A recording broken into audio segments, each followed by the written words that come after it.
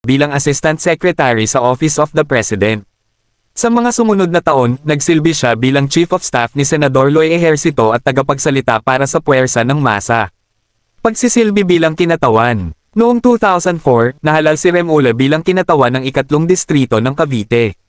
Sa kanyang panahon sa Kongreso, isa siya sa mga may akda ng Republic Act No. 9727 na nagre-portion ng Cavite mula 3 distrito patungo sa 7 distrito upang mas mahusay na kumatawan ang populasyon nito.